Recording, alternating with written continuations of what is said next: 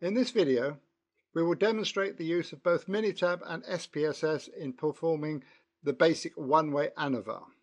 We will use the experimental data of the percentage yield from a chemical reaction which has been carried out using three different catalysts, C1, C2 and C3, and the experiments have been repeated on 4 days, D1, D2, D3, D4. For this analysis, we will assume the days are just replicate measurements, and we will only be testing for the effect of different catalysts on the yield of the reaction. It is useful to note that where the data is given as a string or a text variable, the additional letter T is added to the title of the column.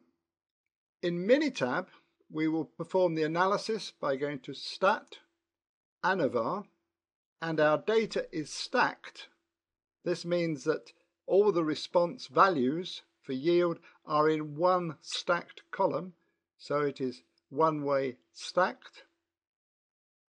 The response variable is yield, so we can either double-click on yield or press select. And the factor that we're testing for is catalyst. And we can run OK. The results are given in the session window. We can see we have the standard ANOVA output table. The catalyst gives the between factor variation and the error gives the within factor variation. There are 2 degrees of freedom for the catalyst because we have 3 different catalysts. We have the sums of squares for the 2 variabilities, and then dividing by degrees of freedom we get the mean square values. The F-test compares the 2 mean square values to see if there is a significant difference, and this is presented as a p-value of 0.024, showing there is a significant difference between at least 2 catalysts. We can also perform the one-way ANOVA by using the general linear model. Again, the response is the yield and the model is the catalyst, and we get exactly the same results. We get exactly the same ANOVA table. The data is arranged in columns. The percentage yield is the output variable in this case, and each row represents a single measurement defined by the value of the catalyst and the day. In this experiment we have 3 different catalysts, C1, C2, C3, and 4 days, D1 to D4. We have also introduced the variable cat_n to define the catalysts using the numeric values 1, 2 and 3. In Spss, we can perform a one-way ANOVA in 2 ways. First of all, analyze. We compare means, one-way ANOVA. In the dialog box, we choose yield as the dependent variable, and we can see that to define the factor, we only have the option in this particular method of using the numeric variable. So we use the numeric variable cat_n to describe the factor. Click OK.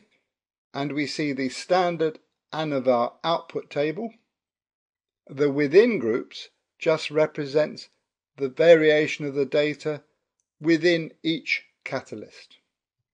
The between groups represents the variability in the data between the different catalysts. In each case we have the sum of squares, which can be divided by the respective degrees of freedom to calculate the mean square value. The F-test then tests for a significant difference between the variability between the catalysts compared to the variability within the catalysts. And the F-test in this case gives a p-value given under the significance column of 0.024, which shows that there is a significant difference between at least 2 of the catalysts.